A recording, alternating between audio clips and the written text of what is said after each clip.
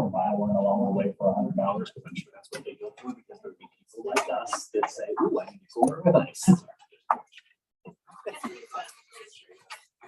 We learned a lot. Yeah, have you seen the documentary on Netflix? I mean, it's all about urban history. What is it officially? It can't be called a bourbon unless it's from that Kentucky area. If it's a whiskey, Kentucky, you can call it a bourbon. If it's a whiskey anywhere else, Tennessee whiskey. Yeah. just like I also Scotch, but Scotch is just. And like at Maker's Mark, you can buy barrels, like a bunch of them can get together. My daughter was the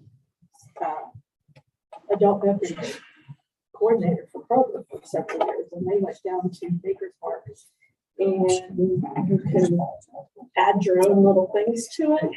Well, hers out of the recipe. And so she got her own bottle with it, you know. We drank it. Of course.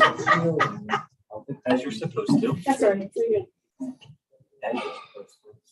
I enter the lottery every year hoping to get like a bottle of Happy or something like that.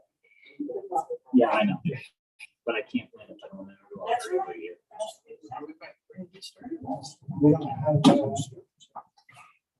It's in Denmark.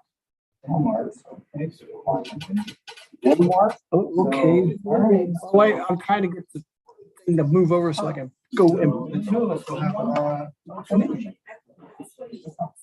He's moving someone there. There we go. A kid or a friend or I don't know. in Denmark, the country. Yeah. Really? My sister did an overseas thing over in the Scandinavian countries, Denmark. They had airplanes to get to take stuff from Oh, I just said Denmark, I'm assuming it's I can't get the. Manny, honey. All right. Now you double click, it's going to say pause. Right? Yeah, probably.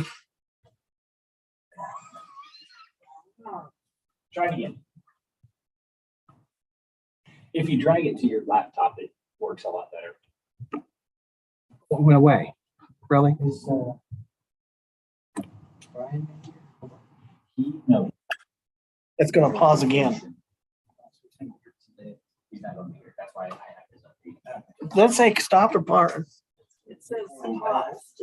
Oh my God. I just love this thing. Here we All go. right, so we get started, service committee for May 22nd, started at about 3 minutes after 6 p.m. We'll call for roll call, please. Brian? Yeah, please. Cosgray, Present. Foreman's absent. Schaffner. President. All right, we've got 2 present, 1 excused. Also in attendance, we've got Mayor and Chief of Police and Councilman Ted Keller and Darla Reedy, and we've got some guests in here. So, and the fiscal officer. Can I get a motion to approve the minutes from our meeting on the floor? I will move to approve these minutes. And I'll second this. So, motion to approve the minutes in second. All in favor, aye. Motion carries. We'll approve the minutes of our meeting as written.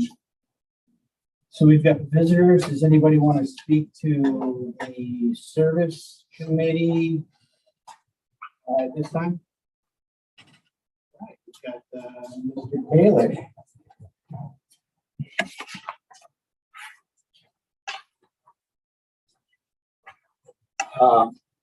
I am Robert Kalish, 435 East Cliff Street, Baltimore, Ohio. I wanted to note that there's some properties in our village. We're at 200 South Mill Street with high weeds and grass, 412 East Cliff Street with high weeds and grass. I just didn't know what was the plan of attack to try to address some of these. These are just some of many. and I just didn't know. And the other thing of it is, I know it's work in progress, but, you know, I think hopefully you can fill those service positions to help Mr. Boucher and Linedecker and the current staff. So that's all I have. I know the mayor and we don't have that. So, thank you. Yeah, thank you. Well, code enforcement is gearing up. The way the budget works, it's not a full-time all year round thing. And when you have a regular code enforcement officer, and that employee that works on that. And I know he's been out getting stuff going, so they get letters pursuant to the International Property Maintenance Code, and then an opportunity to remedy that. I don't know if any of these addresses have received them yet or not. No, I don't know. Yeah, but I know that they are working on and monitoring them. I know a bunch of letters went out though. I don't know where though. Yeah. Well, thank you, Mr. Kaler. Thank you. Does anybody, any other visitors? John Long?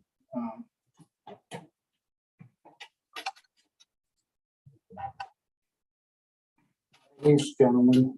Just trying to figure out what's going on with the parking situation for Farmhouse Cafe. That'll be at Steve, which is the meeting right after this. Okay. Excuse me. Oh, you're fine. All right, yeah. I guess, any other visitors, parking? Okay, all right, so That'd be my guess, right?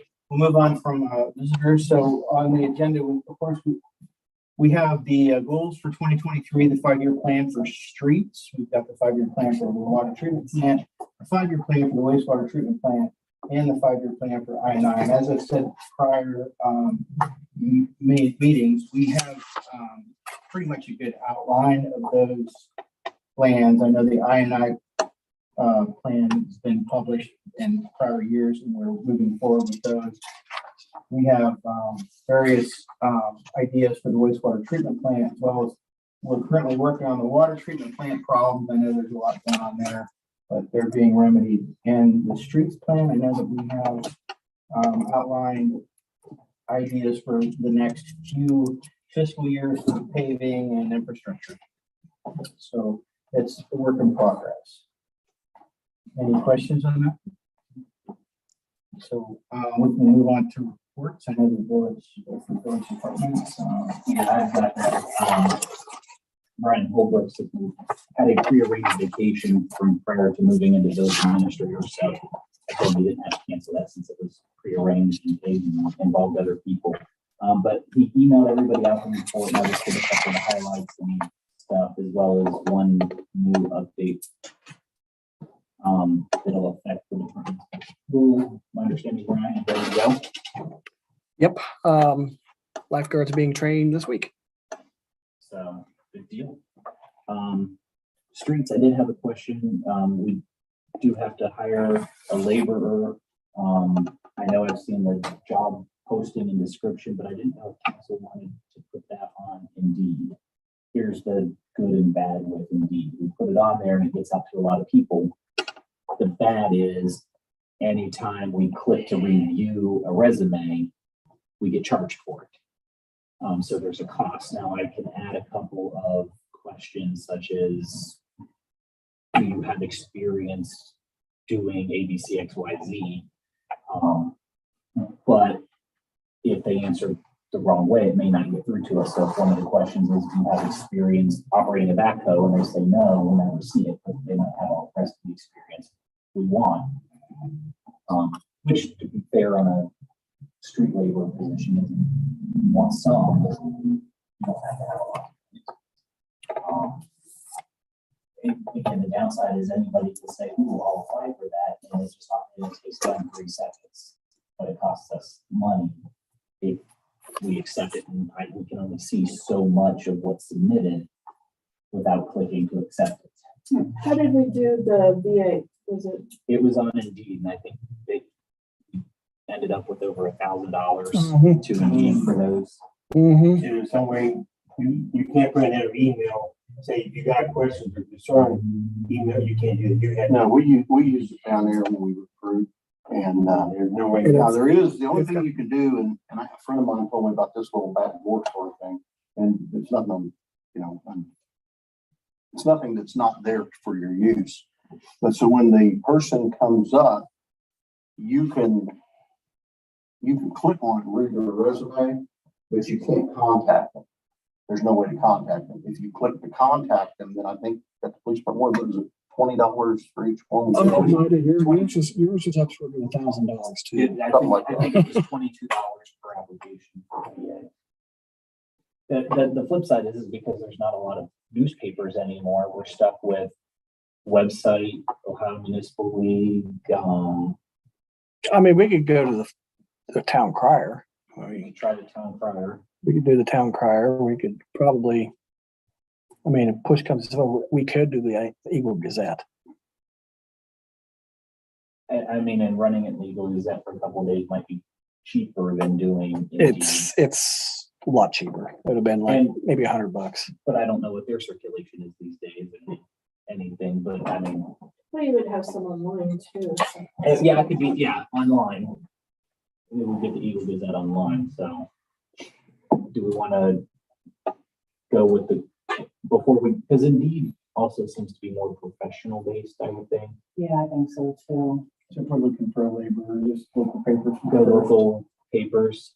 So we want to have Brian send it in to, I don't know if the town crier charges anymore, but the town crier and Eagle Gazette for, I don't know what 3 days. I ran it last year through town crier. They charged me $19 every time they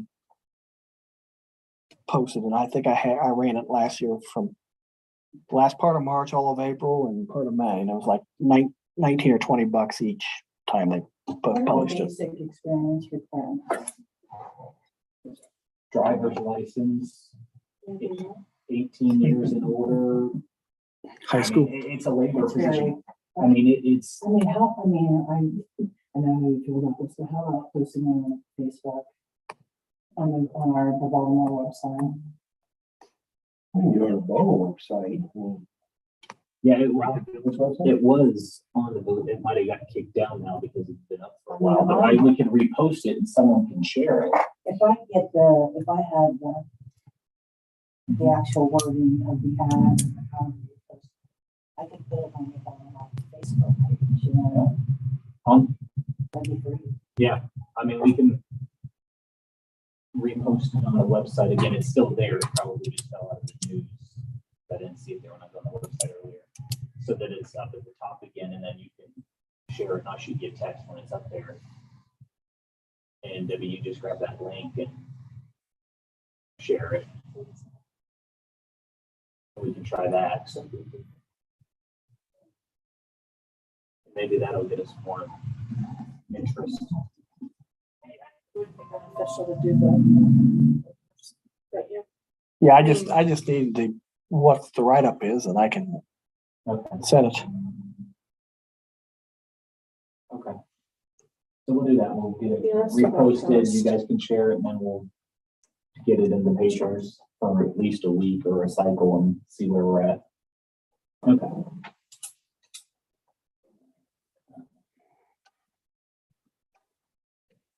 right. On the water plant, we had brown water last week. I think everybody got with it. The permanganate pump went down. Scott identified it really quickly. It unfortunately not before issues started arising. I think by Friday of last week, most of the stuff was mostly cleared up. I think Wednesday, Thursday is probably the worst, and got it cleared up. But it was similar to what we had at the school with the manganese levels. It's the aesthetic level. It was always safe to drink, just it did not look good. But I said Scott got that, noticed it relatively quickly and got it addressed, I think, about as quickly as he could, given the fact that the pump failed. So, all right, on to wastewater plant. In case anybody hasn't heard it. I got something. Oh, yeah. Tina Chapin, Jerry, that lives on Alder Western Road, they're on the last Mhm. in the line, you know, they said their water really been badly worked. And I know at one time, I thought that there's a fire hydrant out there. Didn't we run that every once in a while? Flush that out. Flush, Probably. and they said it hadn't been flushed for a long time. I just thought I'd bring that up. Yeah. If it had been done, somebody stopped it.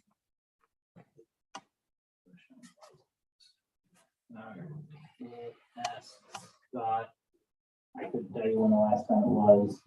And I'm guessing I told you that before the water a couple days ago. Yeah, they just told me, please go. Well, so a couple days ago, But they said this is not, it's been going on, you know, so their water's been discolored.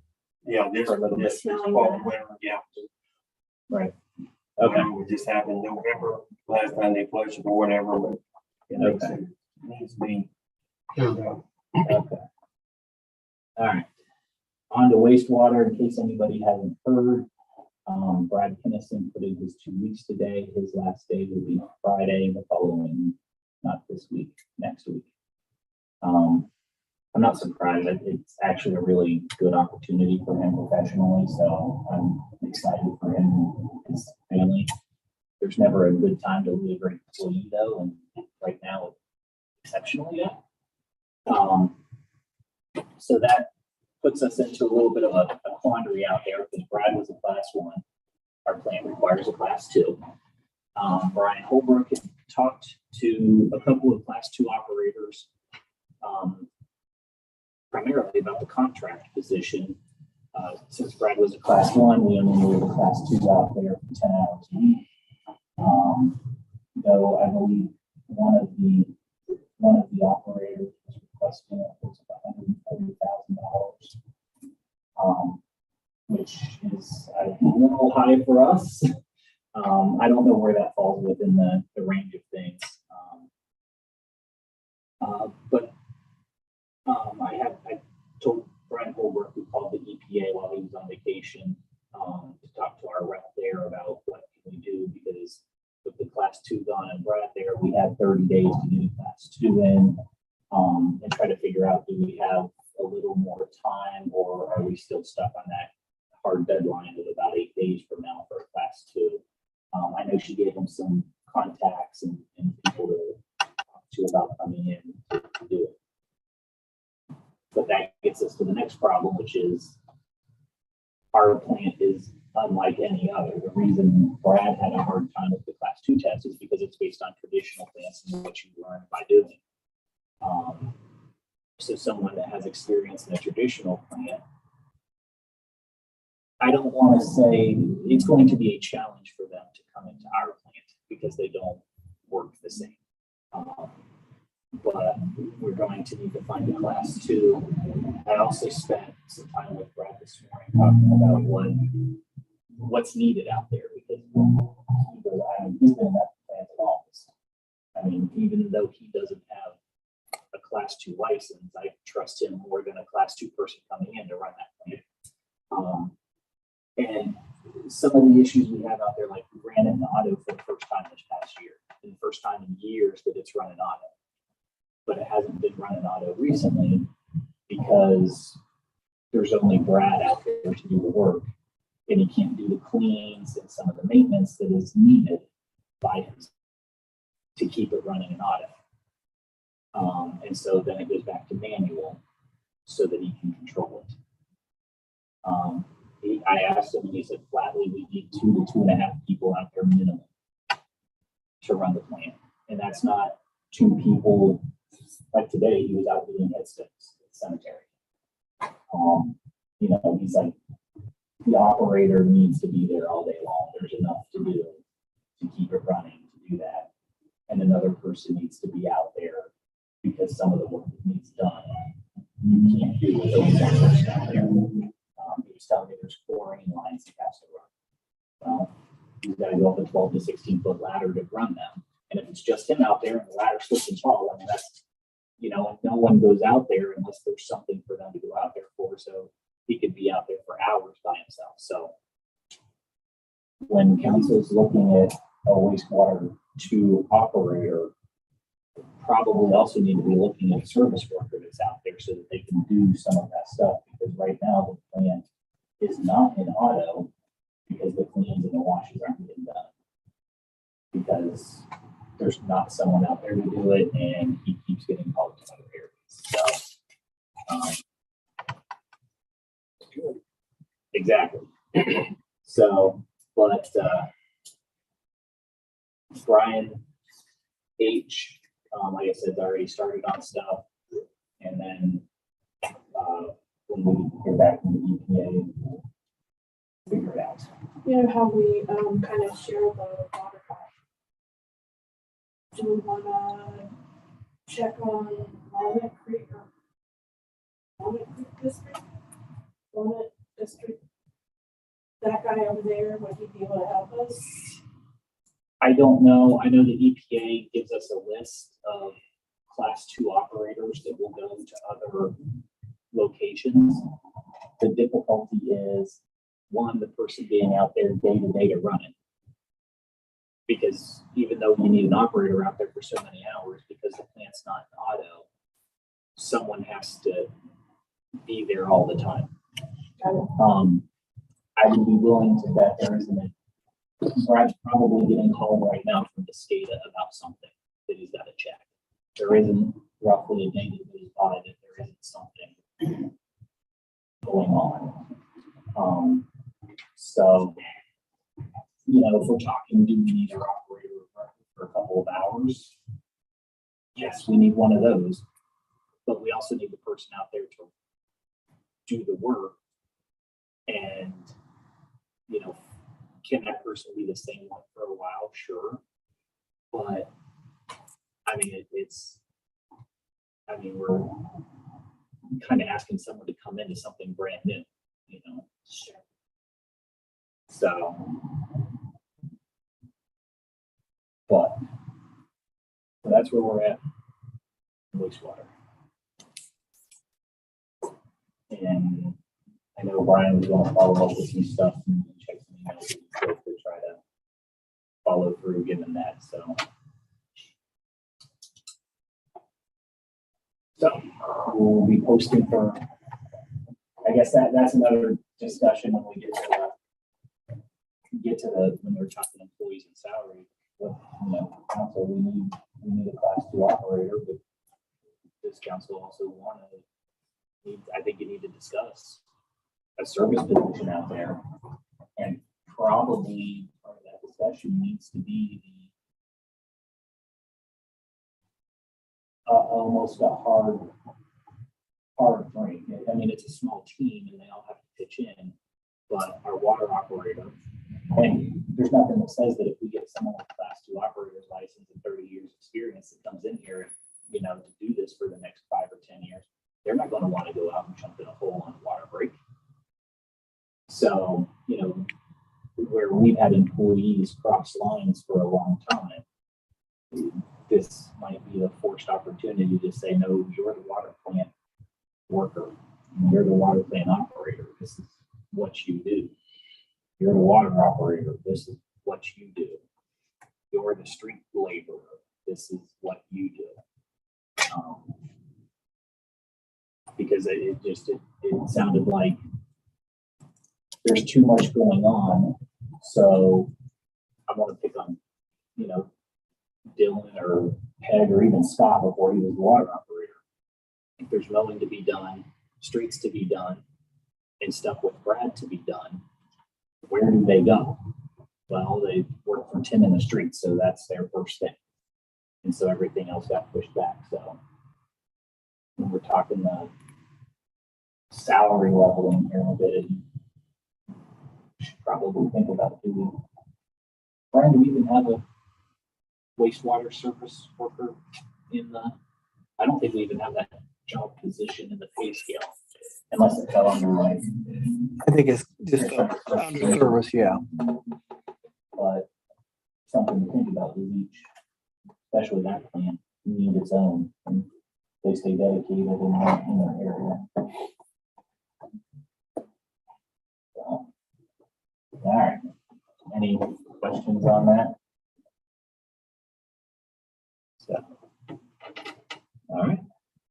That is all the updates I wanted to hit on the VA's report, written report that he gave. I got other updates if you have questions, if not. I have one. Yeah. I was gonna wait till new business, but since we're talking about service, we got an email today that, or I should say, I got an email today that, OPWC, approved our Brown Coomer Fremont road paving project. Yay. That today. Good deal. Is there any timelines to sign the acceptance of the grant? Like, do we have to just prepare legislation to sign anything by the next? Let's see, agreements will be emailed to the project CEO for electronic signature must be signed within 45 days of its release. I think we last year we approved to apply for it. Now that we got it, I don't think there's anything left to do except for sign this within 45 days and then develop the ordinance when we actually go out to bid and so forth. There's a little bit of good news. All right. So Parks and Rec, we put some kind of on hold, and then the BDRC stuff. I don't have anything, Randy's not here yet, so. Alright, so then we have, on the old business, we have the east side drainage project. And any word on if the letters went out to? I don't know. I don't know. I've not received one. You haven't received one? But then I would say Okay. I should say I had updates, but I forgot to ask Brian about that when I was talking to him about it. So we'll move on to new business, which is the village employees, and that's what the pay scale and that sort of stuff. yes. And this is, I think Rick brought this up about discussing, since everybody's getting equalized, looking at everybody. Unfortunately, he's not here tonight. So, and on this now, we're probably gonna have to add to this because we want to add service work, like utility worker, like dedicated to the wastewater treatment plant and probably one to the water plant. Or, I can't say, I don't want to speak for Scott at the water plant, because I don't know if a dedicated worker is out there, if just him is enough, because he's out doing all the sampling and stuff. It would be something to ask him, because obviously if there's a water break, he's gonna be out there with Tim and everybody else doing it. So I don't know that there's enough for a worker there permanently, like Brad said is needed at the wastewater plant. But I don't hold me to that, because that's a better question for Scott to. The service person that you're talking about, the wastewater has to be. Brad's recommendation was you need you need 2 to 2.5 people out there, and that's their job. One of them being the operator of record that can be in there and doing the manual stuff as well. But yeah, his recommendation was 2 to 2.5 people. But they could be considered service employees. They would be service employees, but not like we have them now where Tim can put them to go do streets. They're not going to do paving. Well, They're going to work at the wastewater plant I guess, 40 hours a week. Okay, but what I was getting at, we could still be considered a service, but they'd be directed solely to, that's what I Yes, meant. Yeah, they could be under the service employee Category. title. Service employee. Yeah. I see what you're saying for job title and pay classification. Yeah. The budget would come out of wastewater. Yeah, the budget, their entire budget would be out of the wastewater, not trying to figure out, okay, this guy's gonna spend 85% of his time here, and that's where I get shortfalls on the budget. Right. Yeah. If I knew this guy's working here all year round, I'm good. Yeah. So, on this matrix for the, salaries, Which matrix? it's the spreadsheet for salaries, broken down by departments. Oh, that's, okay. Salaries. Well, you want to bring up, you want to bring up this sheet first. Okay. Let me see that. Okay, that's the one, yeah, okay, that's the This is, one that, should I put it up on the screen? Should I put it up on the screen? yeah, sure.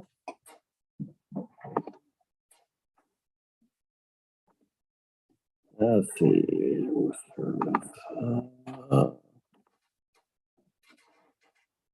Well, okay. You guys directed me 2 weeks ago to. Okay. Can I make it bigger? Yeah. at the top. Let me get my glasses on. See where it says 59.5. Okay. Right here. Okay, sure. There we go. Okay. So I went through all the full-time employees, service supervisor, what they're making right now. Okay. The far right is the maximum allowed by the pay scale. Okay.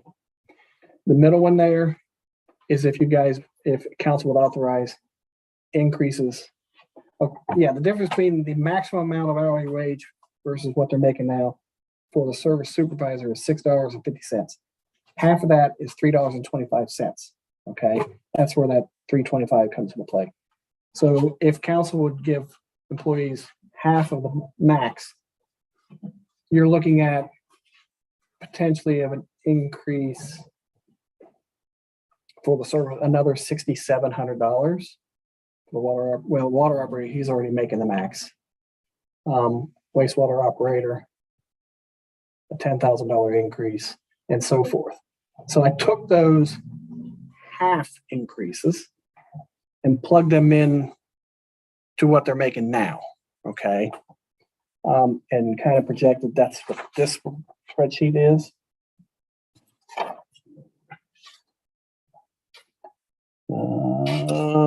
Okay, where's it at? Salary benefits. Yes, comparison. versus budget. Yes. So again, I gotta bring it back over here. Yeah, I saw a lot of red there. Yeah, there's a lot of red there. So, for instance, police department, And this is just half. this is just a half. Gotcha. Now, the caveat to the police department is Mr. Tussey approached me. He wants to bring a part-time officer to full-time. So she's included in this particular formula. And if we brought her in full-time, plus give Dylan, is it Devin, the school resource officers raises, they'd be, this is projected between last week and the rest of the year. We'd be in the whole $16,000 just on the police wages. And of course, then you're short police and fire, but you're not going to have any part-time officers. So there's wiggle room there to reallocate some money there. And I could do that without council authority because that's all within the 100 object code in the budget. So if we move on to full time Yes. and do that, we're minus 16,000, let's call it 17,000. Yeah. So we've got 63,000 on part-time, so we take off that 7, let's call it 20. Okay. And we still got $43,000 to Right. play with. Right. So we still got potentially another full-time officer or a bunch of part-time hours. Right. So even though police there is in the red, it's really not. It's still got roughly $40,000, give or take, to play with on salaries. Yeah, and that does not include the deputy police chief either. Because right now there's no deputy police chief. So if Mr. Tussey wanted to hire a deputy police chief, that 16,000 at home will be bigger. More than likely. I guess why wasn't that factored in then to begin with? Because we know we're gonna have one. On the flip side, deputy police chief is a salary position, it gets negotiated, so I guess I take a look. Is it not in the projected time? Let me take a look. It could be Because you already had Oh, yeah, it is part of that. Yeah, Yeah, you already have that in there, yes. Yeah, you're correct. Yeah, you're correct. So that does include the deputy chief, so we still got $40,000, so police are. I guess I should say, it depends on what you bring the deputy chief in. Sure, sure. Right. Okay. But there's at least still breathing room there for that department. Yes. Cemetery, about 1,500 in the hole. I already told you about the administrator. Nothing's really changed there. Because that's these ones in the red there are still adding Mr. Holbrook on as administrator, which I haven't done anything with that yet. So you still have to put him in there? No. Those numbers haven't changed from the last time. That makes sense. Well, yeah, and you know that the mayor is gonna change it though. What the heck happened to the spreads? Oh, I don't want. Well, I guess, what about when we just need to look at the street department ones, because, and There we water, because some of the others. Okay, there's even if they're assistant ones. there. Department's still okay. Water department's still okay. Sewer department's still okay. And that's even if you give everybody the. Half of their. I don't understand. You say half or whole. Okay, You know, them figures we put up there, the max, we need to put figures in. I get that. So now we're just saying, okay, we got these figures in it, let's give them half that figure. Why not go down through here and look at each one and say, okay, we gave them 3% there in January. And look, do we really want to give a service employee $25 an hour now? You know, I think we need to look at each person, each job Okay. individually. Instead of just saying, okay, Well, okay, the well, max was this, it's just give them half. That's what you did. that's what I did. Yeah. I know. To me, okay, let's say the max was 100,000. Okay, well, now it's 50,000. So we give them a great big raise. Well, okay, but let's look at it this way too, Chuck. We have an employee that made less than one. Okay, we have two service employees. One made more than the other. Okay, The one passed a test and now makes more than the other. I realize that. That's what got us in the bind. And that person is very upset right now. Because that person's been here 6 or 7 years versus the other one only been here a year and a half. And like you guys, like the mayor said 2 weeks ago, Sugar Grove, 3 times smaller than us. They're hiring people for $25 an hour. Okay, I'm looking down the long range. I know you are. I know you are. I mean, on the finance, you're gonna look at next year. I know. 5-year plan, I know. you'll say, we're gonna break Baltimore. Yes and no. It depends. It depends. We'll just, We're not a growing village. yet. And I don't know if the salaries have really increased over the years for the people that work in Baltimore that help pay the 1%. I see, not to interrupt you, Chuck, I'm sorry, but I do see us growing a pretty big clip the next decade. Yeah. I see the township growing, but I don't see the village growing. Well, and one of the reasons is because we need the infrastructure, we need to bring the village up to be prepared for growth. And to do that, you need to have the employees, you need to have the experience in those positions so that when, we can put the money together to improve infrastructure, there's a workforce there that's already got experience and can push that forward in a way that makes sense.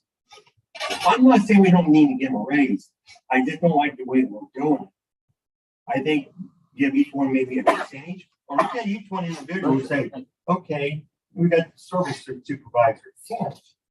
I can see him getting somewhere around, he's a supervisor in the wastewater and water department. If we get a new wastewater operator, we're going to have to pay $80,000. But Tim's not a supervisor of the wastewater. No, I mean, he's a supervisor of the street. I'm looking at the 3 supervisors. Okay, I see.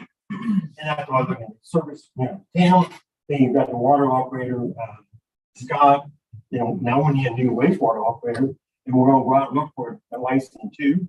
Well, you know, that's gonna cost us at least 80,000, at least. Oh, yeah. So, and the service employee, I mean, I know, I'm not degrading, but they don't have a license.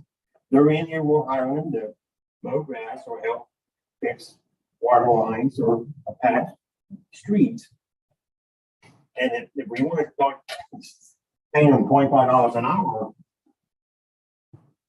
But the alternative is they do it $20 an hour and they can work And McDonald's. at McDonald's for a fraction of the total on their body and labor. But, and then we're talking about their service employees. Well, okay, but I'm not saying the council has to do that. I was just given the task that if we would give them half, I know. and I'm I just don't like that projecting. formula. Oh, okay, but that I'm just showing you the results of giving them. I know what half. you did. I know exactly what you did. Cause I've looked at them before. Okay, so how do we proceed then? What's a more, I like to take each individual, or not individual, but each job job description and job description and see what they're really worth. and then you What we have to can get, afford and put a job out you have to there. get comps from comparable, same position in small villages around us. And once we've got comps for that job description, we can stay competitive and then bring our people up to that. Based on that, okay, I see what you're saying, Chuck. I can, So we'd have to break each job description down and then that's a lot of research on that there. and I know when we gave them a 3% raise in Jan, that wasn't enough. You know, because the cost of living went up. It's, you know, so everyone has to go get gas and get food, you know, it's eating you alive. Yeah. That and the cost of insurance. But that's why I said, I think we should, like, wait, so I think we need to look at each category down through there and. What do you two think? Do you want Brian and Brian to start trying to pull comps? I have to say, I agree to at least some extent with Chuck, because I kind of feel like this was brought to us in a manner of these guys all in the raise, and now he's in Denmark and you figure it out. So, and I do think, I mean, I've worked in HR before, so I mean, I guess my automatically goes to call on a few small villages and see what they pay for and have a comparable. Otherwise, I mean, I can look at this all day and have a whole, and I have no idea if it's. Because you want to compare apples to apples.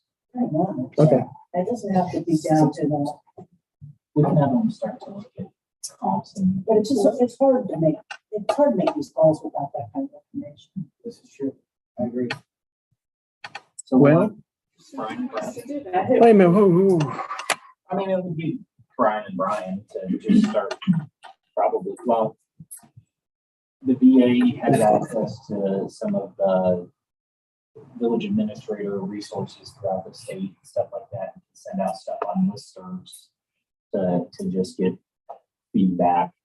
And then some of it is literally just picking up the phone and calling other villages. I don't know if I have to do that.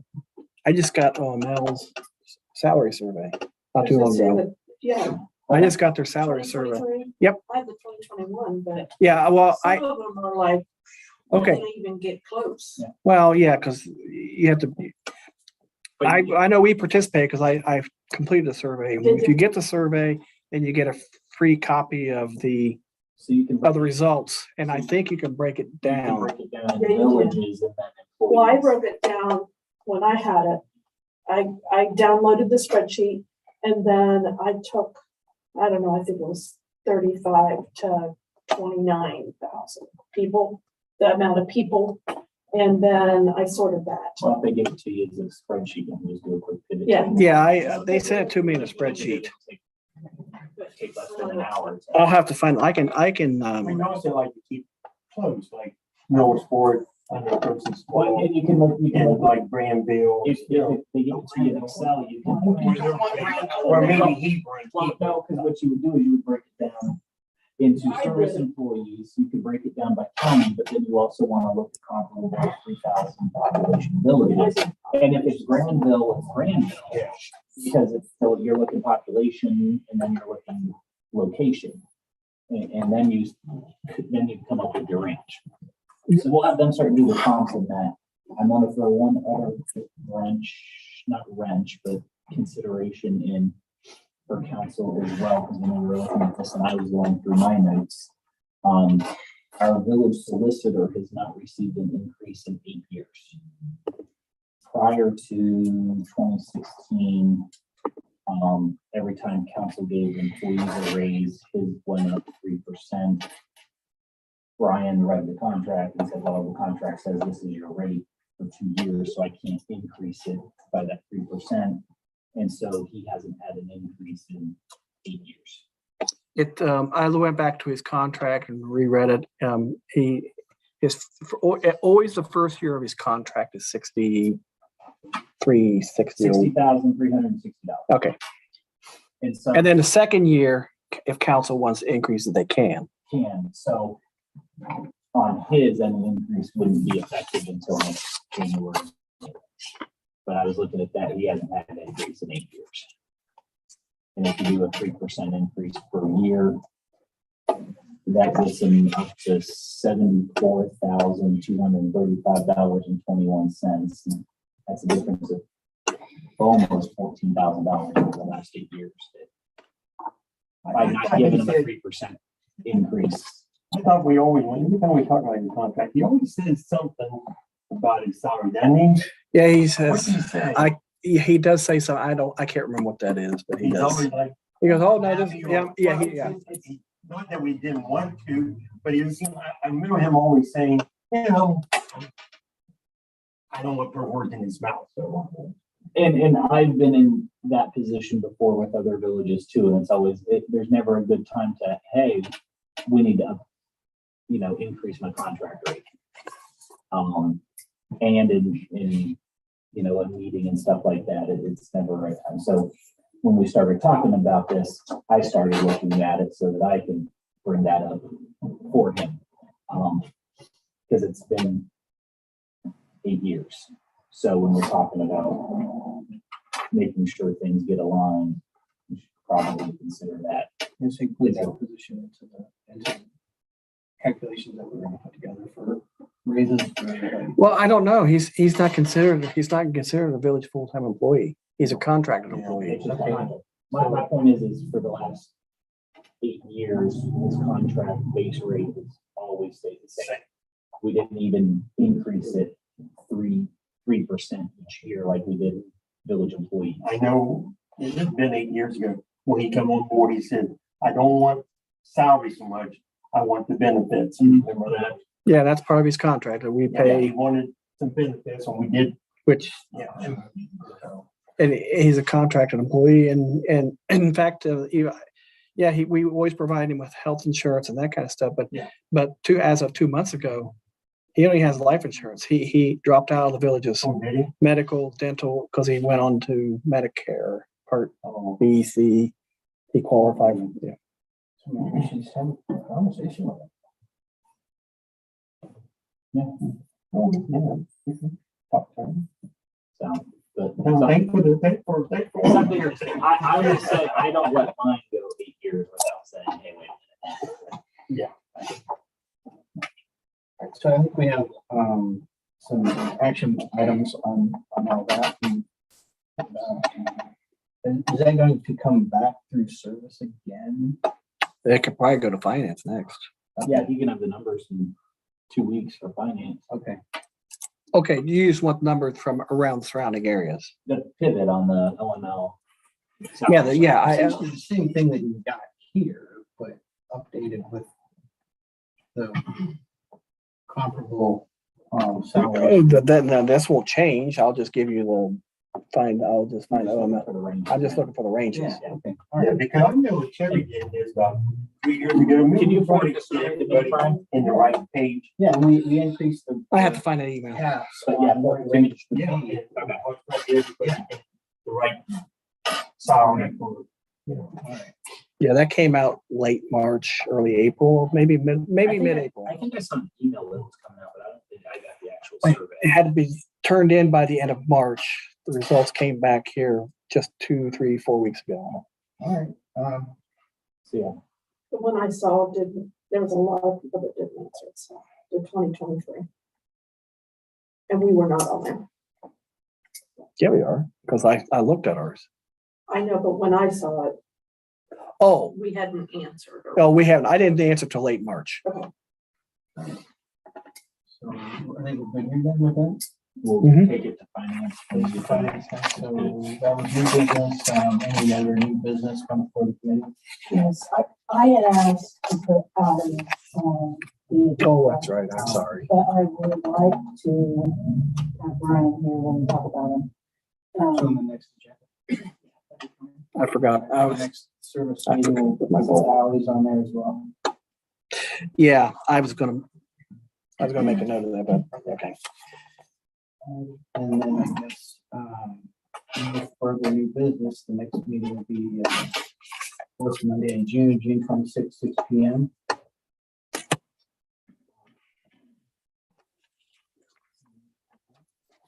All in favor? Aye. We're adjourned.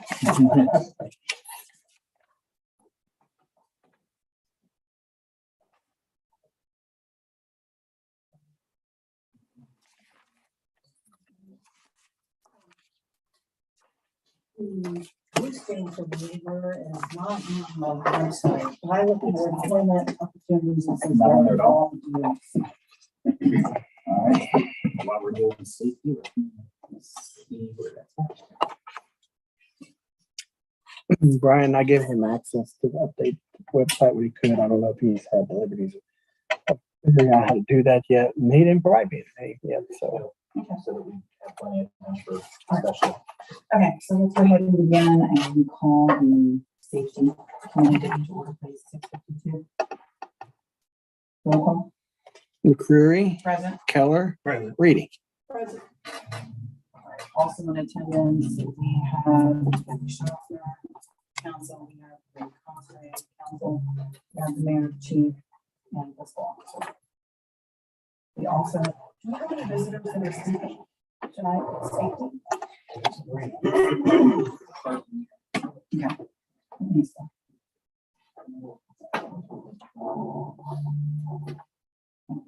Okay, I just want to make sure. And the approval of the minutes on the last meeting. I move that we approve the minutes, April 24th. And 3 seconds.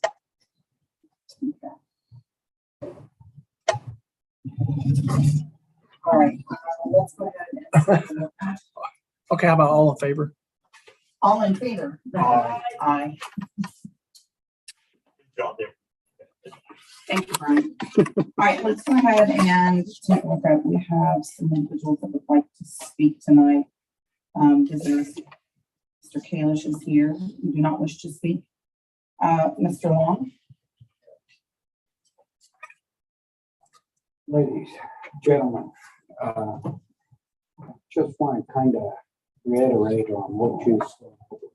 I get it, Chuck. You know, wages right now, so far behind for town, state, on state. You know, they're talking about our next contract being next 4 years, 9, 9, and 9, not 3%.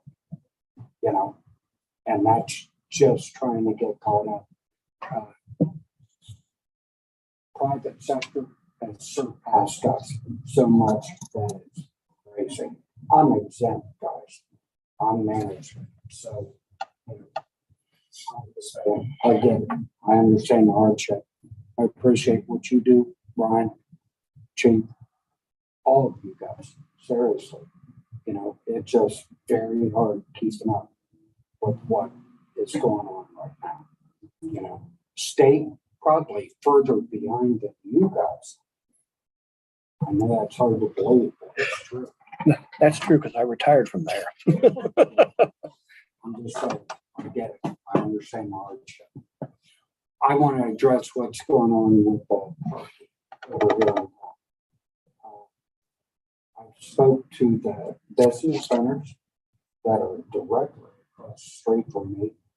And what I'm understanding is they're asking for 2 spots out front, right in front of their building, and a spot right beside, which I don't think any residents have an issue with.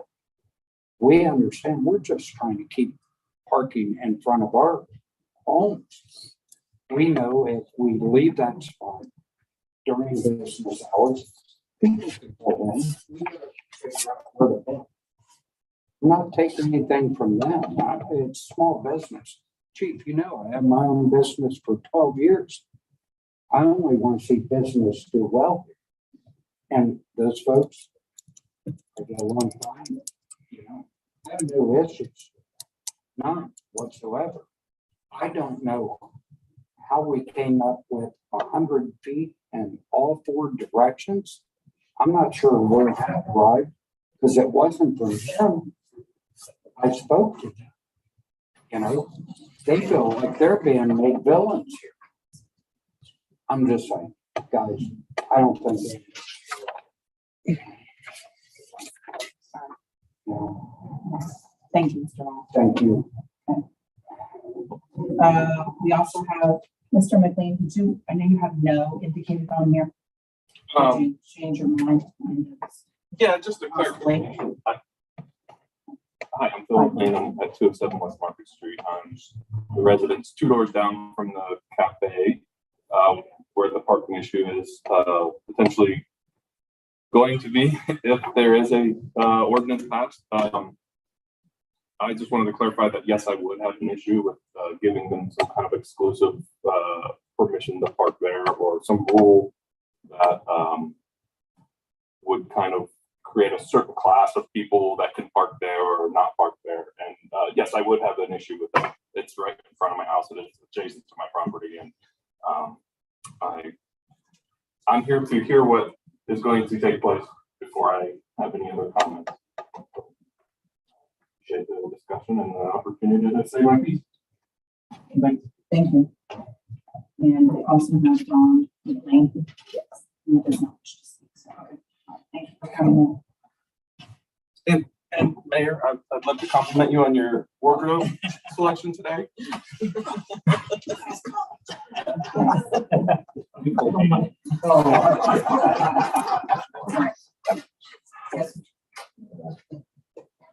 No, You sure? I mean, he mentioned, he said, 100 feet? Yeah. Well, the ordinance doesn't say that. Right. It was part of the conversation, but it's not written. Oh, okay, okay. The original motion that was made said 100. Okay. All right. Can I ask what does the ordinance say? I have it up here. Basically, It says.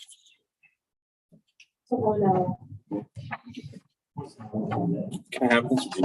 You can. 22. At the intersection of Walnut Market. 1 hour parking. Signs. It doesn't say how many. As written, it says an ordinance amending the traffic control map by erecting 1 hour maximum parking limit signs at the intersections of Walnut Street and Market Street. Now, again, this is just proposed, so this is what we're discussing.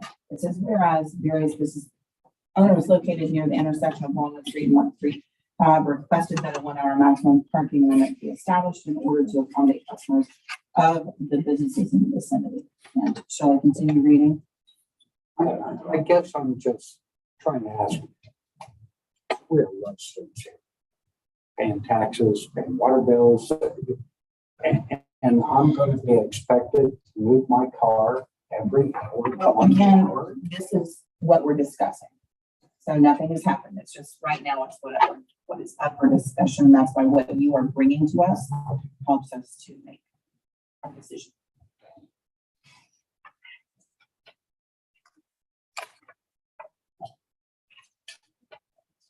All right, 2023 goals. Those are changed. You want to be 100% safety. We want everybody to be safe.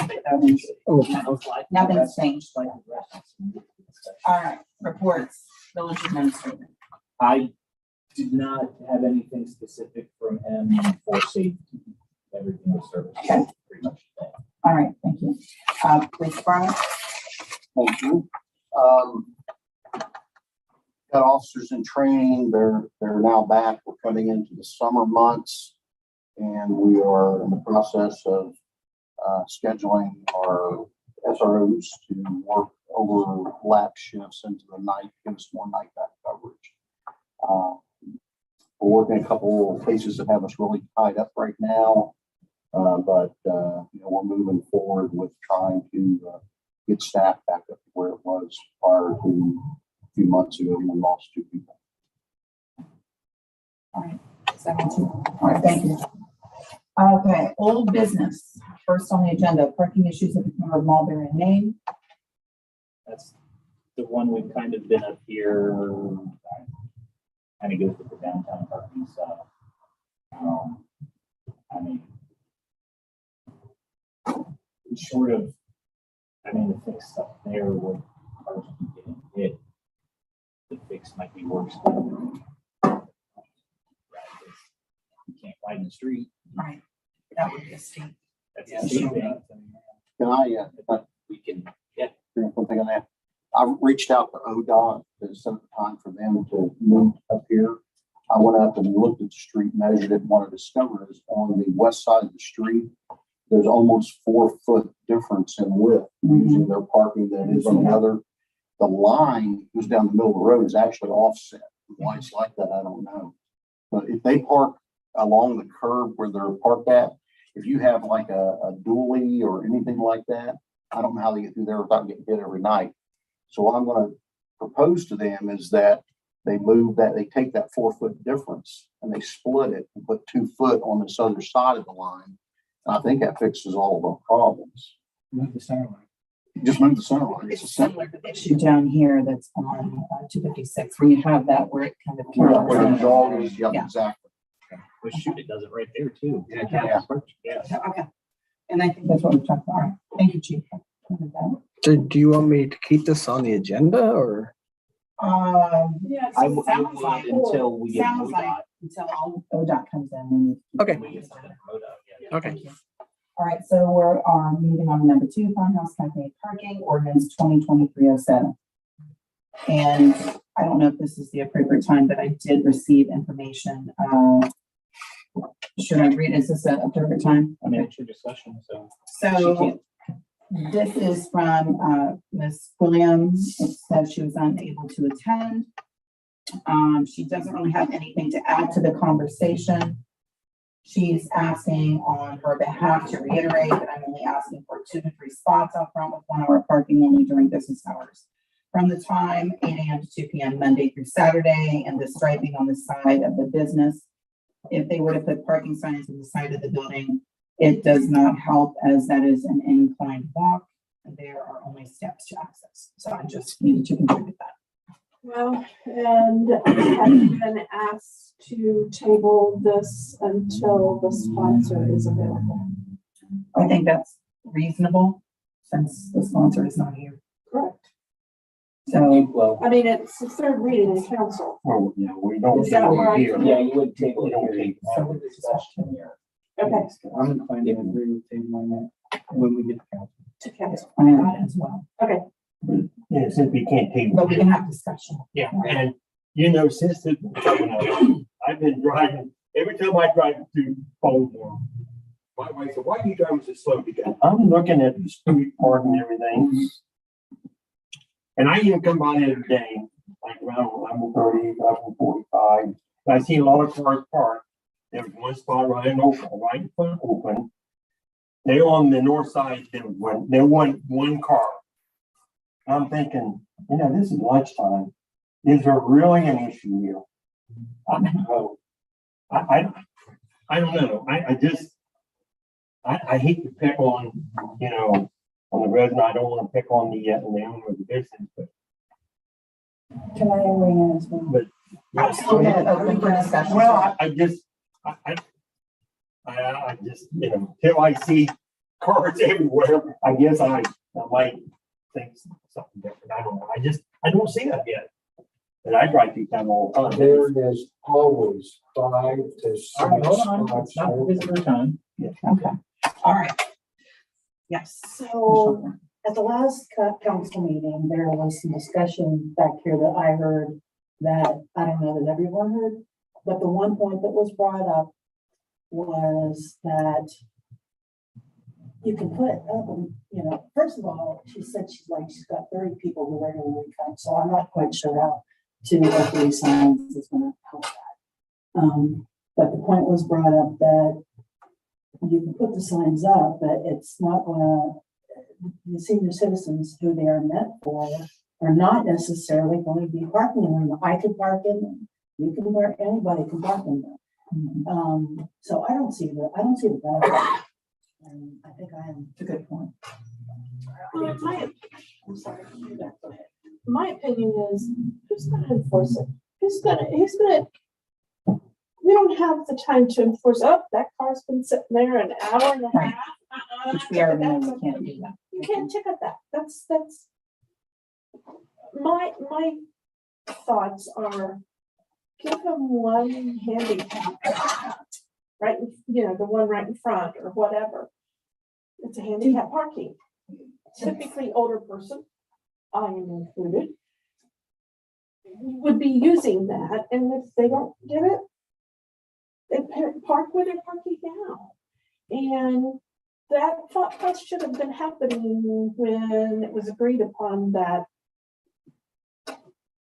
the Meals on Wheels or whatever, you know, that thought should have been happening before. I don't think this is really well thought out and she agrees to this. Chief, would you happen to know what are the standards for a handicap parking space? Do you know? Well, I was gonna say, we got an email from Jeff today that council wants to put a handicap spot on the street parking right there. It's within council's authority.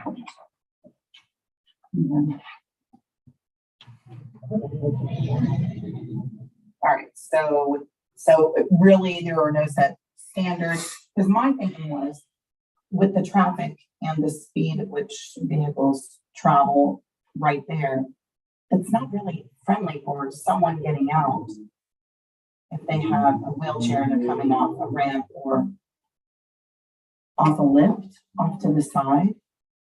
They would almost be better off parking at the church and coming across. They're in a So, wheelchair. I don't know that building is handicap accessible. There, isn't it? Uh-uh. 'Cause you can get in steps, don't you? Yeah. Yeah. I don't is think. there one step up into the business? Yeah. I thought that there was a ramp. I thought off to the side, I thought there was a step.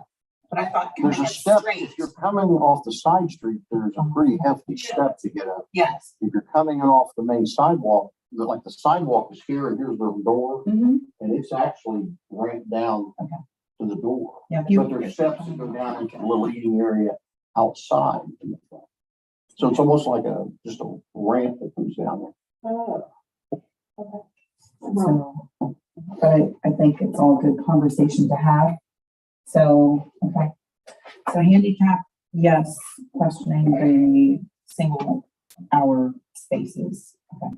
Any other discussion? Okay. All right, and if we're all right with that, we can go ahead and move on to agenda 3. And just for the sake of the visitors that are here on the parking, it is so that they don't have to wait for another hour and a half. My understanding is that council seems to be in agreement, it's going to get tabled. Yes. And so there won't be any more discussion on it at council. It's just going to get tabled and then brought back up at the next council meeting when the sponsor is back in town. But he's back in town. Yes. Okay. I think that's reasonable. Okay. Everybody Appreciate that. understands. So no action is going to be taken. Thank you, guys. Well, no action other than tabling it. Tabling it, Yes. Nothing's going to Have a be good night. adopted today. Have a good night. Thanks, gentlemen. Okay, so is it all right to move on to number 3, Main Street Business District striping? I don't think we should do that. That. We gotta finish. The juniper ivy, that. Yeah. Right, Well, and that can be part of the chief's discussion when ODOT gets in, is striping that up there. Because typically, see, I don't think we did the striping here, because ODOT sometimes gets very particular if you stripe their road. So I guess the question is, will ODOT let us do parking stripes up there? Or is that something they have to do? I don't know that, but I'll find out. Well, and if they're gonna move the center line, Well, it makes sense, you know, if they're gonna, like you said, if they're gonna move the center line, and we're talking about striping it, it makes sense to start here and go all the way up to Cliff Street, sure. as opposed to just going where we were originally talking, which was here to what, Mulberry. And then Okay. down here in front of the All right, I'm with- front of the opera house here and all the way down to there. yeah, because the state, so I was gonna say, I know we discussed that. So I didn't write it down. So we're gonna We've keep that reached on out the to ODOT, agenda. but we don't do the state. Because we need to wait until then ODOT comes in, plus also what we're going to land on in terms of the decision regarding farmhouse. Okay, is there any new business?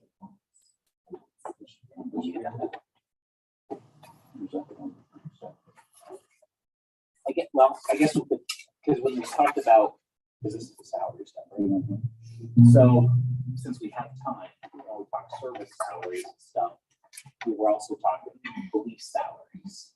And so we've got kind of safety, so we put together some things. Because again, burn union, sugar growth, same difference. Is hiring an officer is $25 an hour, which is $5 an hour more than what we got. So, chief. Well, what I've been looking at for the last 2 years plus is trying to hire part-time officers, and they don't exist. I'm just telling you, they don't exist. The guys are, the guys and gals that graduate from police academy don't do it so that they can come in and make $20 an hour part-time. They're looking for a full-time job. They're looking for something, maybe an entry-level job, whatever. And I have a cousin that graduated of Pado last Sunday and could go to a whole bunch of part-time villages for $20 an hour. But it doesn't have benefits and it's $20 an hour. And it's just now waiting the 6 weeks to go through the background and hiring process to make $32 an hour starting out, plus your full benefits. $20 an hour, that's where you hire policemen and let's do something on the side. And they're just not out there anymore. They're not out there. And so what I did is I looked at where we were. Yeah, I got this from Brian this morning. So we come in this year at $108,040 for part-time payment. That's just quite simply not going to be something that you spend money. What I'm going to propose is that we slice that figure in half. We leave the 54,020. I'm talking first of the year for this part of it, and I'll come back. So that, given that nothing changes, that the $108,040, we would split it in half, take 54,020, and we would leave it parked in part-time slot. And then we would take $54,020 and we would move that over to the full-time pay. The average officer at $20 an hour is $41,600 is what it comes down to. And if you look down the side, and all these numbers you see are dollars. If you look down the side in red, that's what the hourly rates are, and that's what it equates to. So, as you know, Officer Cook left us, and I have had 4 what I would consider legitimate inquiries to be a seasonal SRO. And as soon as they say, what does it pay? And I tell them, they're like, yeah. So we're just not going to get anybody. I'm really afraid. We have a contract with them, so we have to fulfill that. And bluntly, if I've got to pull people from patrol to make sure that we've got an officer in the schools, we're going to have an officer in the schools. That's the bottom line. That's our biggest threat in this whole community. So right now we have we have Officer Laner, who was hired to be school resource officer, and we receive pay for her time in the school, $28,900. If you subtract, let me back up to that. So Officer Molina, we hired her full time, but I've had to move her over to cover the middle school because we don't have anybody. The middle school has approached me and said if there's any way they can keep her, that's who they want. They want her in the school. So I started to move some numbers around and look at it. If you look at the $28,900 that the school pays as the stipend back for each, that actually reduces the cost of a full-time officer to $12,700. That means that anytime they're not in the school or the entire summer that they're off, we can assign them to any shift. We can move them around for, like, if we're having, late night issues, if we're having like the festival, we've got people we can now use. When I look at our numbers of where our peaks and valleys are, the peaks for calls for service basically come during the summer months. We'll get a flurry like before Christmas for some reason. I think everybody goes out and does their shopping, if you know what I mean. But other than that, most of the time during summer is when we pick up on domestics, alcohol, drug-related issues, fights, all of that. So if you go over to actual costs, Quick, Chief. Yeah. Do we not get money back for Devin as SRO? Is he not at the high school? You're absolutely right. And I forgot about that. So Devin's making $43,680, and we get what, 70%? 75%. We get 75% of that back also. I'll give you that number, just 75%. 75%, that's my bad. But yes, so the school pays 75% of his salary also. So ultimately at the end of the day, what I did is I took those numbers and reduced everything down to where we would be if we did two things. One was to make Officer Laner full-time, which again, our output cost on the pay side would be $12,700. And then to bring on an applicant that we currently have on standby that's agreed to take a position, who's highly skilled. And back to what Chuck said, this guy retired. He was the police chief at the Licking Memorial Hospital for 14 and a half years and retired, and said, I'm bored out of my mind. I need something to do. And he lives not far out of town here. So when he saw the ad, he's like, yeah, if I can come in and work second shift, midnight, something like that, that would be great. So we got him. That would give us two officers then that we currently don't have that are full time.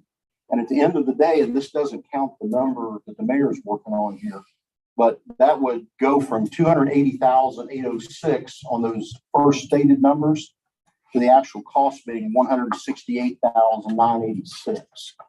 And that's just simply moving the money around and then taking into account the paybacks. Plus, Is it 75% or 70% they pay back?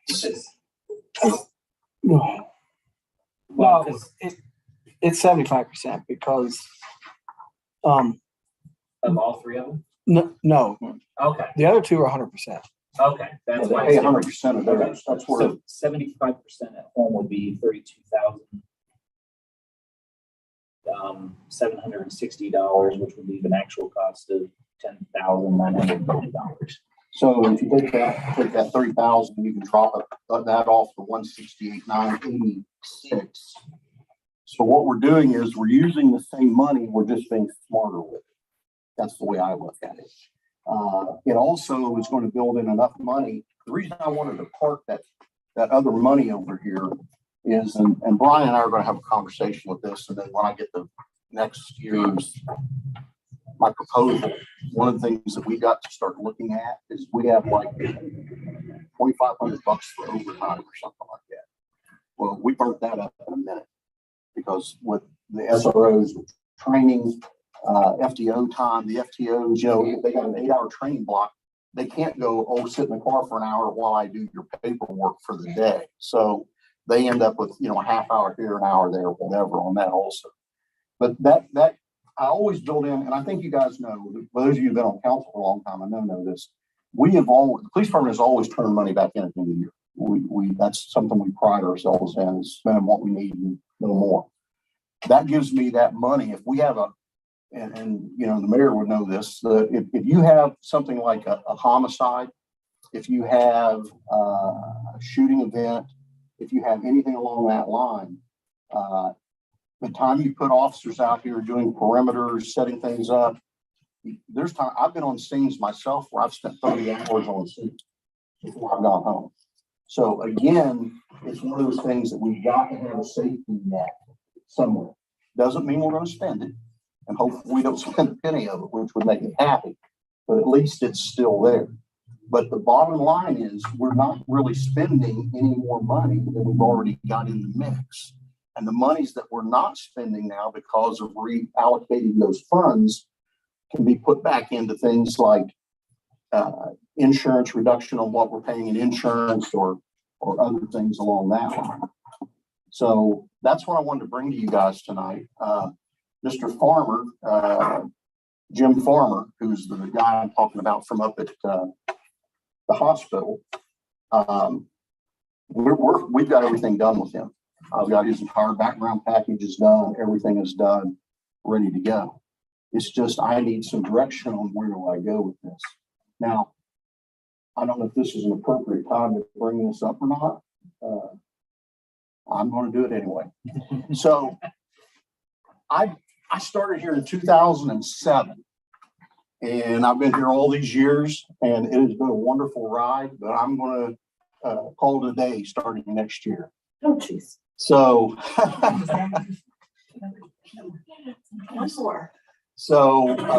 my goal is I have temporarily appointed Brett Rogers as the deputy chief of police. And I know we're going to be talking about requirements here. One of the things I have done is I have him signed up for Police Executive Leadership College, which will be a great tool for him or whoever you select as chief. The other side of it is you'll have two people in the mix, which will keep the thing on the rails and I think keep moving forward. I personally think, not because of me, but I think because of the teamwork we've had here from 2007 to now, the average person wouldn't recognize that this is the same police department. So with that said, with a guy like Farmer, who all in all, if you count his time that he was the deputy director of the Ohio Department of Public Safety before he took that job, has 35 years law enforcement experience. You've got Brett, who's been here in the village as a part-time officer and was full-time for a while for 30 some odd years. I think you've got, for me, when I saw that, I thought if I can make this work, I can walk away and feel good about the fact that I'm not leaving you guys on the lurch. And I just, to the chief's part about the requirements, Jeff was checking, our job description doesn't require a 4-year college degree for chief or deputy chief. That's one of the Ohio Association of Chiefs of Police recommendations, but it is not written into our requirements. So that would be the appointing authority's discretion, whether or not they want that or not. Our requirements require among other police certifications, a high school diploma. You do have to have 8 years as an officer, and it encourages years of those as a police supervisor, but there is no 4-year college requirement currently in the description.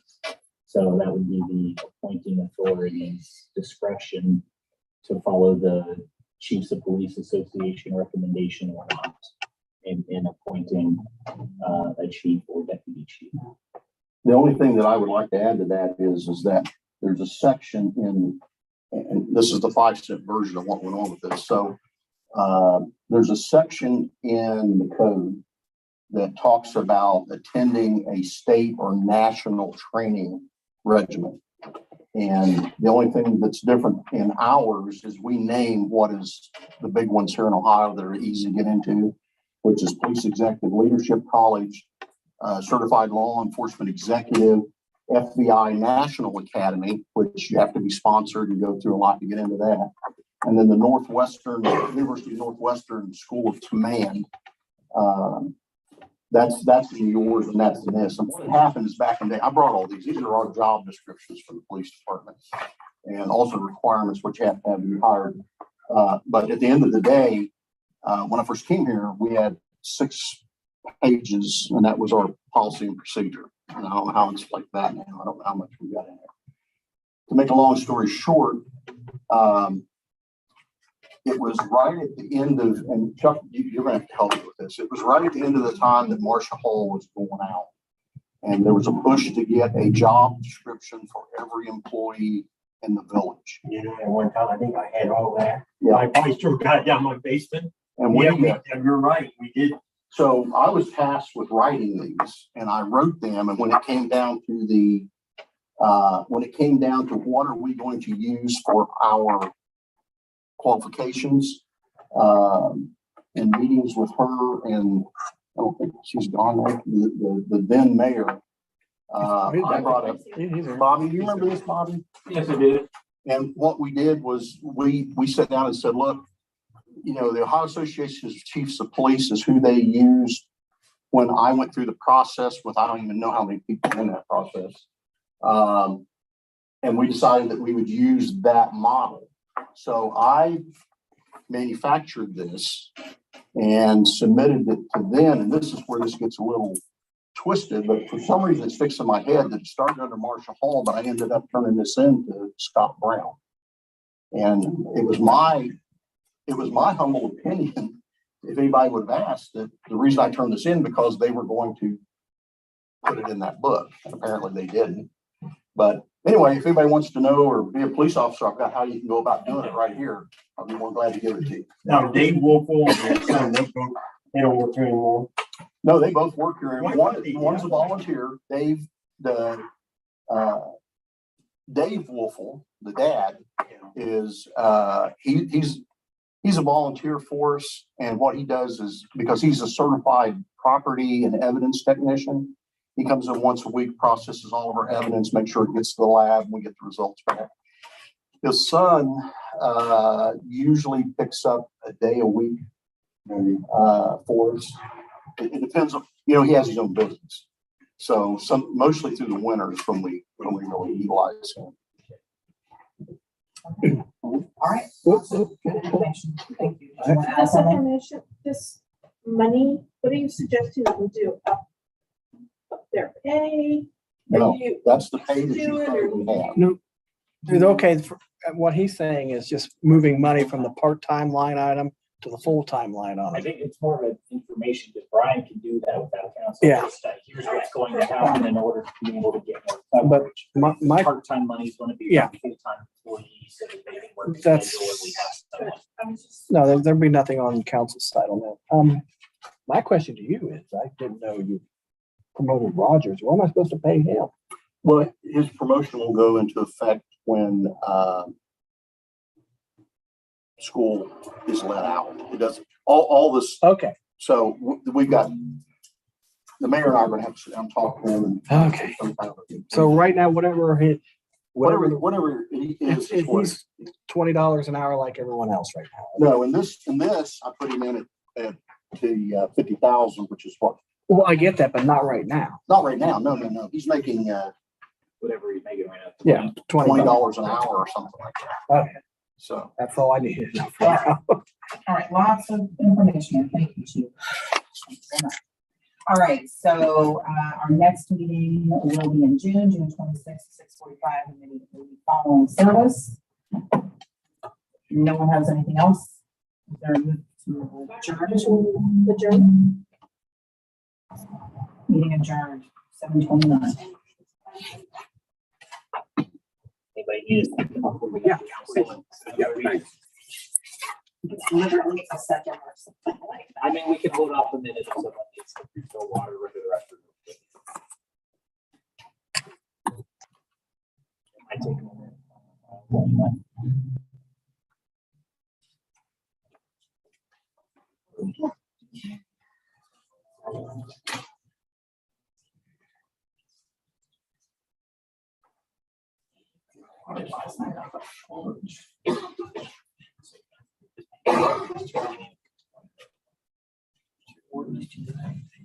I still got one. But maybe. Is it gonna be about that term? I'm not paying enough for, see, that's gonna be on weekend. So I'm gonna stay on. Okay, so We're gonna be 3 weeks. Tuesday back to college. Okay. Which will put me actually probably the first of March.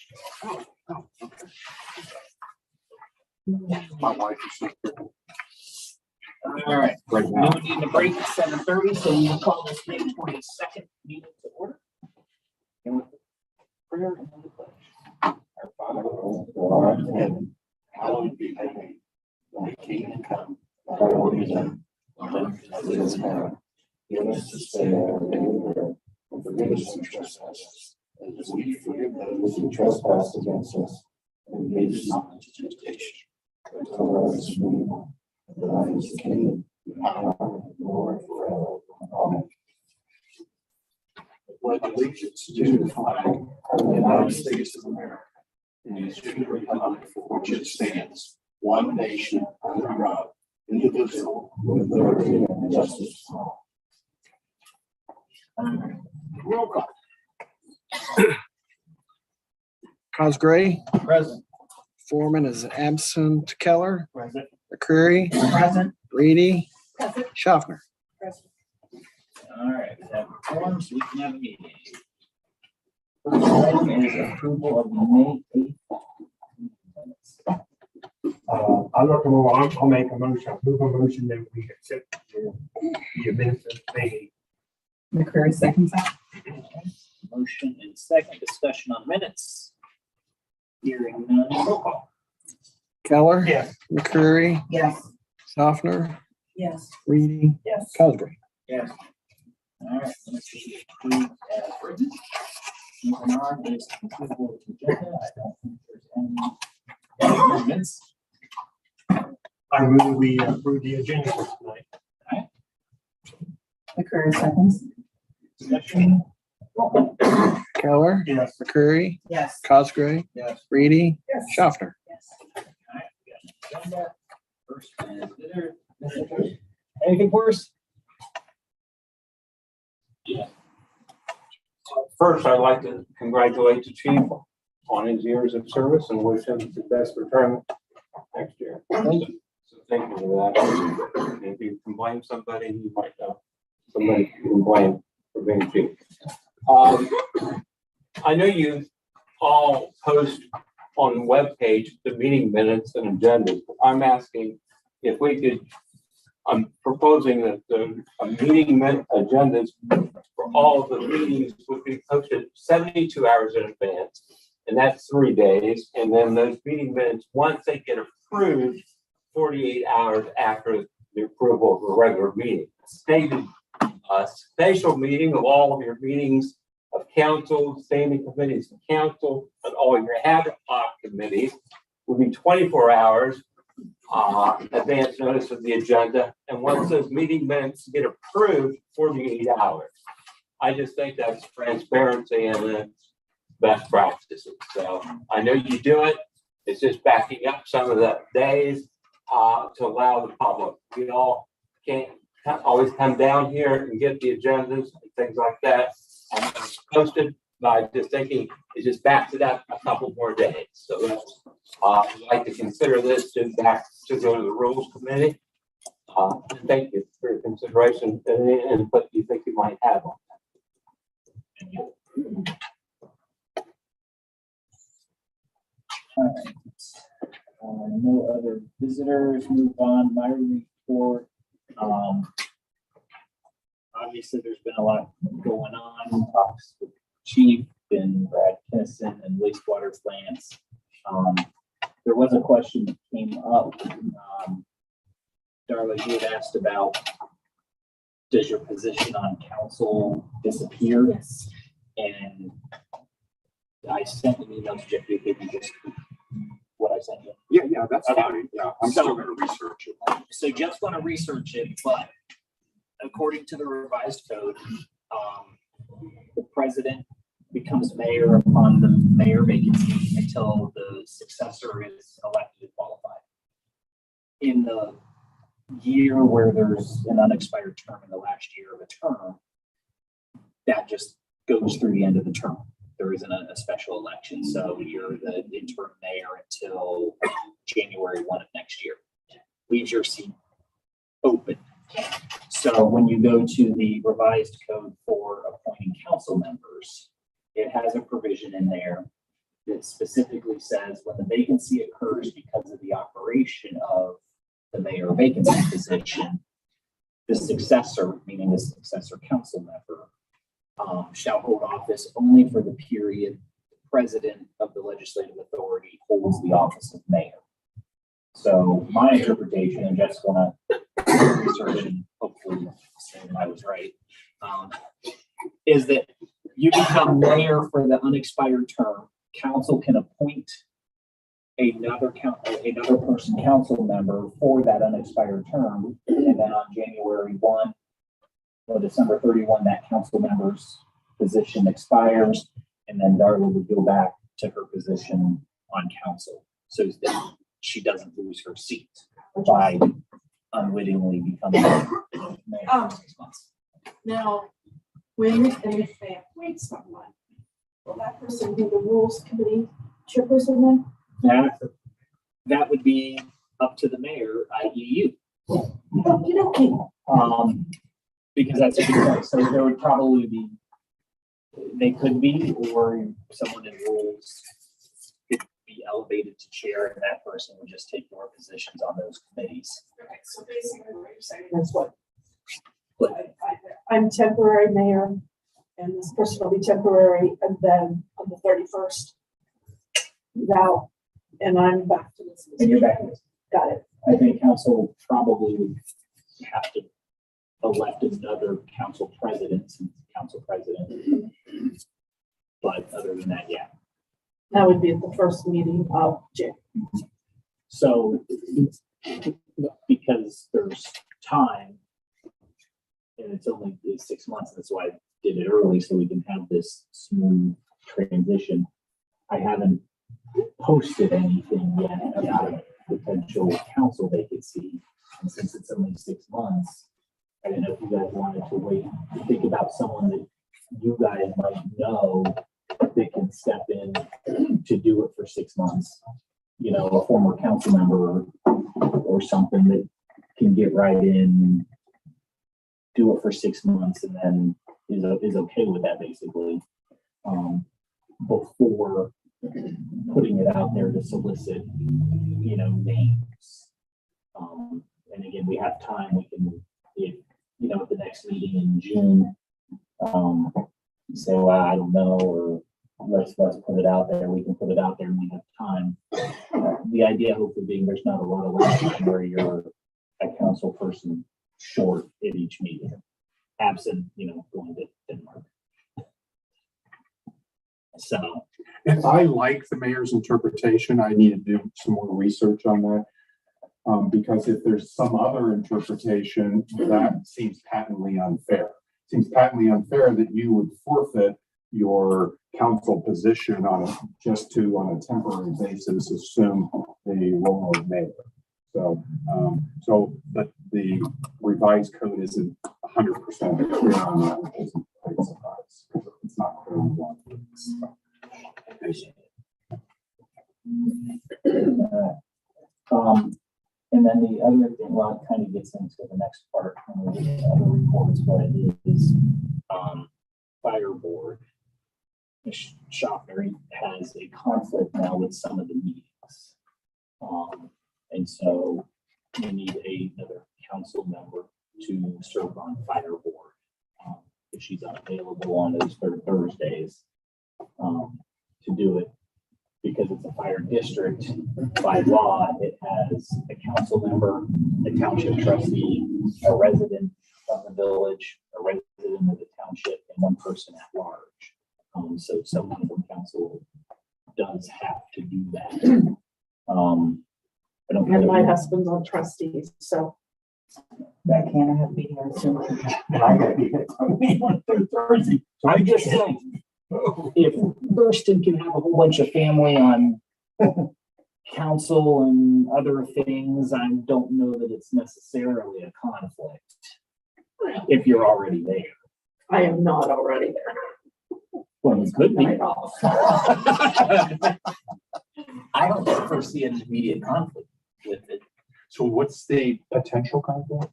Ted, her husband, is a trustee. He's a trustee. He's an Past fire chief. He's a past fire chief, and he's the at large. He's on fire. Oh, is he my employee? At large, Yeah.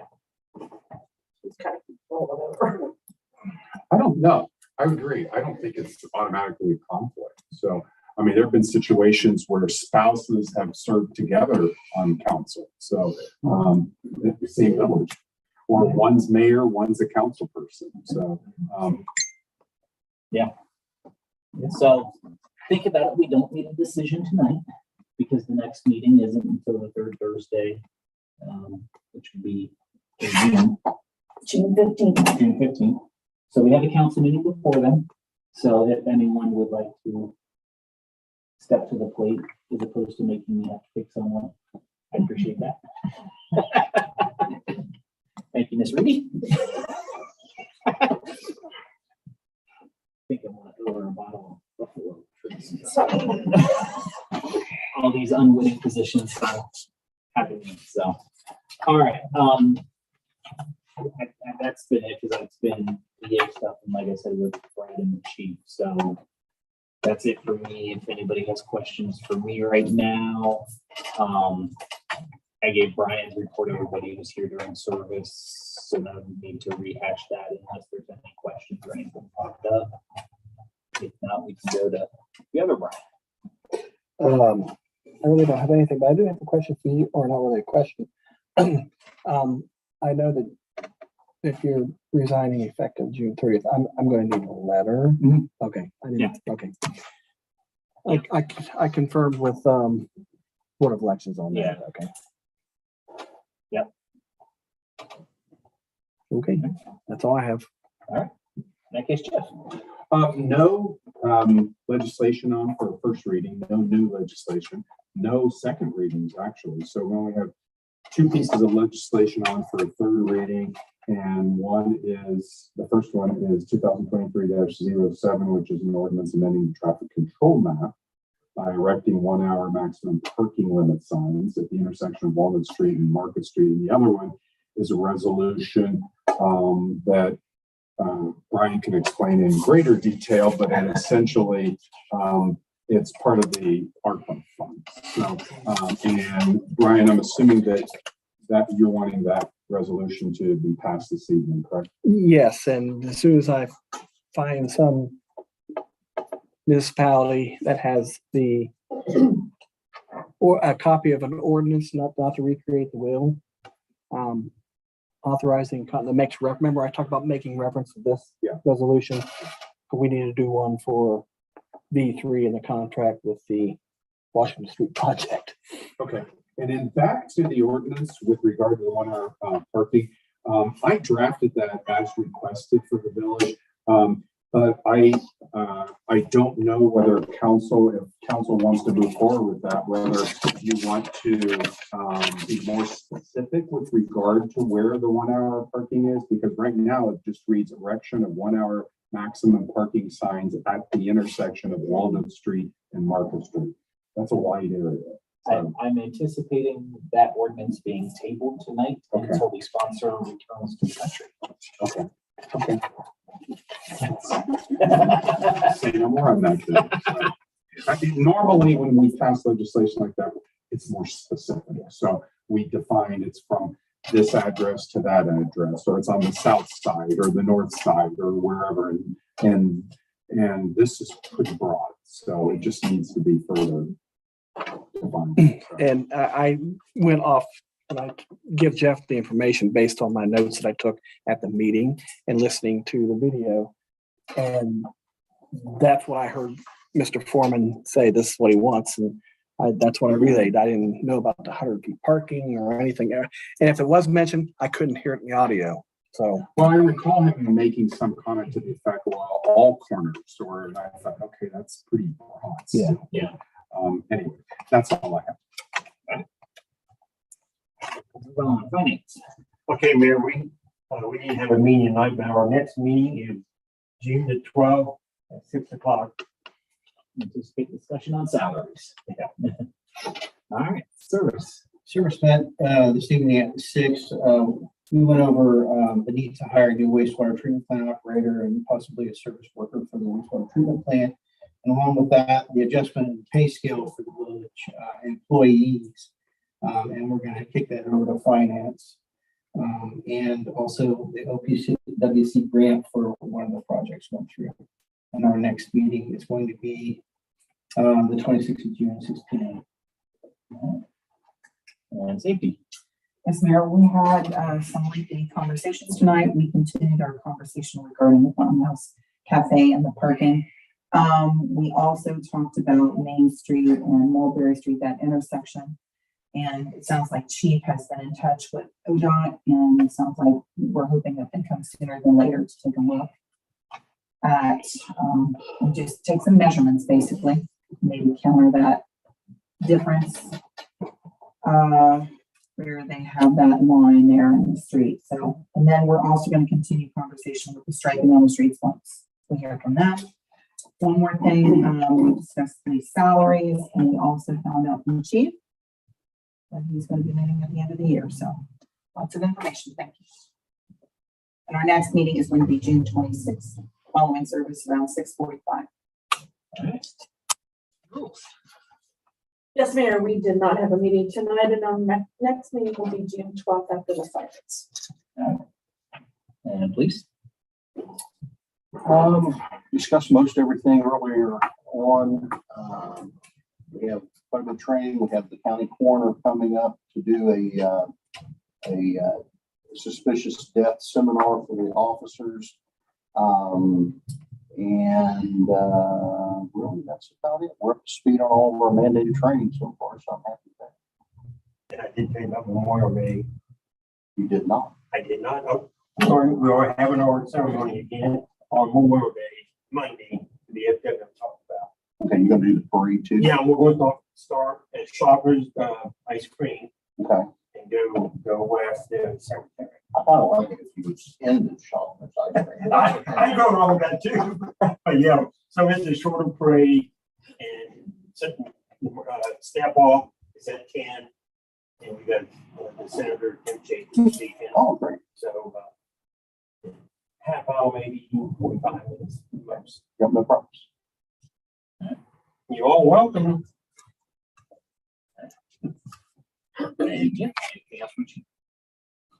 No. Fire board, and then fire, because they had the 50 years of paramedics, so I'd like to hear about that. Last meeting was May 18th, and the next meeting will be June 5th. I attended the 50-year medic program in Basel. We had the first 3 guys here. Well, we had 2 of the guys, one had passed and his wife was here. They were the ones, and Dr. Schneider was here. He was the first guy that helped them get started. It's amazing what this fire department has done and the medics that have happened. Very first 3 medics volunteer from Mississippi. And it was very interesting to hear about it, and it is on Facebook if you want to see the whole program. It was just nice to have, the guys there that started and had some stories to tell, and we all ended up at Baytown Hill. Always a good time then. Yeah, good time. Good time, lots of stories. Yeah, thank you. Moving on to village committees and commissions, planning and zoning, no updates since the last meeting. No tree commission because they haven't met since the last meeting. The records, so we'll go on to motions. There's no motions, there's no first reading, no second reading. All right, ordinance 2023-07, which is the ordinance amending the traffic control map by erecting 1 hour maximum parking limit signs at the intersection of Walnut Street and Market Street. Sponsor is Foreman, who is absent tonight. And I would like to table that. I move to table that until he is present. I'll second. Second on the table motion. Table. Tabling does not get a discussion, so roll call. Oh, okay. Reedy, Yes. Keller. Yes. Cosgray, Yes. McCreary, Yes. Schaffner. Yes. 5-0, 2023-07 will be tabled. Moving on to 2023-08, which is resolution electing the standard allowance permitted to be designated as the revenue replacement and expenditure of coronavirus and the fiscal recovery funds established under the American Rescue Plan Act and the Declaration of Emergency. Sponsor is Foreman. However, he is absent. I'll make a motion that resolution 2023-08 be adopted. Do you want to sponsor it too? Yeah, I'll sponsor. I know it's just money that's, And I'll second. Reading. it's already got. Yep. Written in it. It's third reading, so. And it's just basically federal government Yeah. red tape. All right, so discussion, federal government red tape, any other discussion? If not, roll call. Keller. Yes. Reedy, Yes. Schaffner, Yes. McCreary, Yes. Cosgray. Yes. All right, 2023-08 will be adopted. Table ordinances, there are none this meeting. Brian, make sure you. Yep. Yep. Any old business? Just what I found the OML, so I sent it to you. Excellent, thank you. Any new business? 8 o'clock on Friday morning here. 8 o'clock. In the morning.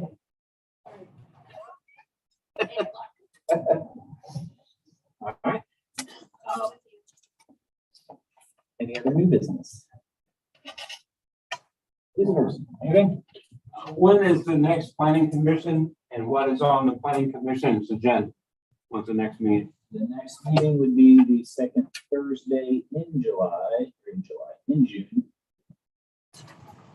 Is there an agenda item? which would be June 8th. I am anticipating a variance or 2 for BZA, but it's not been codified yet.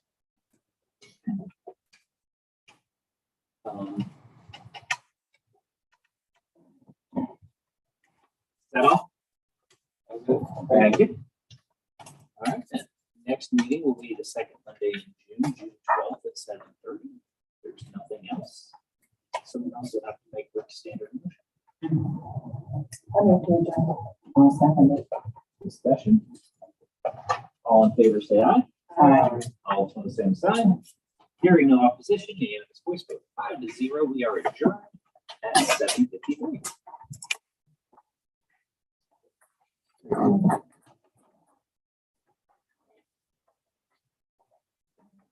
Any future big retirement plans? Besides plugging with your wife, not stop. Someone mentioned it was the first year on the. Come on. I don't know how that's gonna work.